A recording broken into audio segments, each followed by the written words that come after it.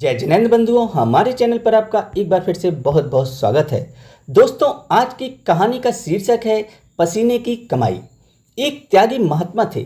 वे किसी से मांगने की बजाय टोपी सीकर अपना गुजारा करते थे। वे एक टोपी की कीमत सिर्फ 2 पैसे ही लिया करते थे। 1 पैसे वे दान में देते और 1 पैसे से अपना गुजारा करते थे। एक बार में वे एक ही टोपी बनाते थे।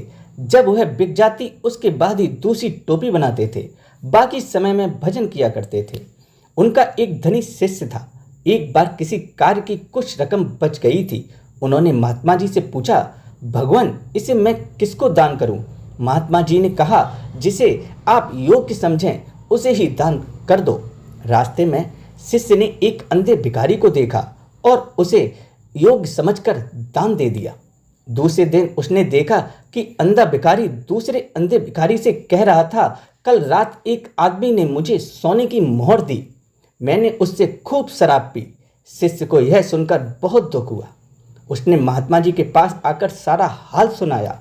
महात्मा जी ने अपने पास का 1 पैसा उसे देकर कहा, जा, जो सबसे पहले मिले उसे दे देना। शिष्य पैसा लेकर निकला। रास्ते में उसे एक आदमी दिखाई पड़ा और उसने उसे वह पैसा दे दिया। वह व्यक्ति एक निर्जन स्थान पर गया और अपने कपड़ों में छिपाया हुआ मरा पक्षी फेंका। शिष्य यह सब देख रहा था। वह अवाक रह गया। उसने उस व्यक्ति के पास जाकर पूछा तो उसने कहा, 7 दिनों से मेरे परिवार को कुछ खाने को नहीं मिला। मुझे कहीं भी मजदूरी करने को नहीं मिली और भीख मैं मांग नहीं सकता। इसलिए रास्ते में इस मरे हुए पक्षी को देखा तो आज खाने के लिए इसे ही ले जा रहा था। शिष्य ने यह बात महात्मा को बताई।